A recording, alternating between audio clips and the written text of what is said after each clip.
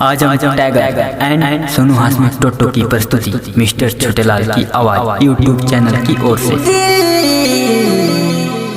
एक खिलौना है, खेलते खेलते टूट जाएगा। प्यार एक बिगौना है, सबसे बिगौना बनाएला।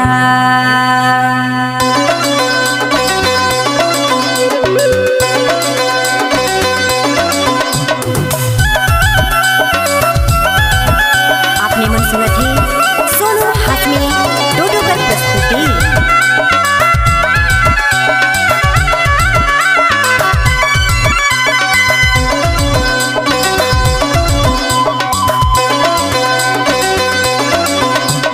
प्यार करते करते हार गिलो रे, दिल जोड़ते जोड़ते थक गिलो रे। प्यार करते करते हार गिलो रे, दिल जोड़ते जोड़ते थक गिलो रे। प्यार करी रहो मोय माही से, दिल तो जोड़ी रहो मोय सनम से। दियो भरोसा उठा देना, प्यार करी रहो मोय माही से, दिल तो जोड़ी रहो मोय सनम से। दियो भरोसा उठा देना,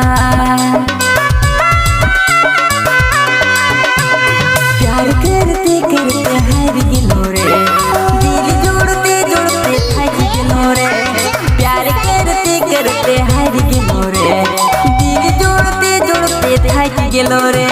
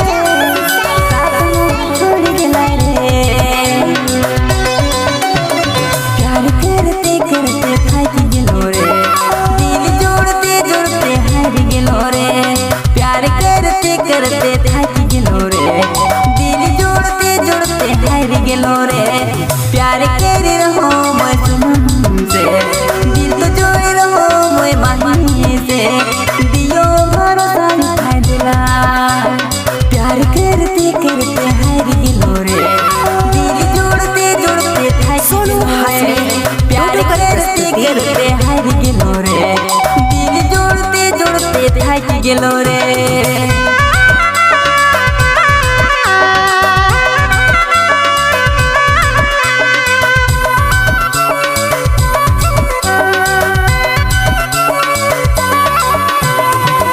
आजम टाइगर एंड सोनू हासमी टोटो की प्रस्तुति मिस्टर छोटेलाल की आवाज यूट्यूब चैनल की ओर से।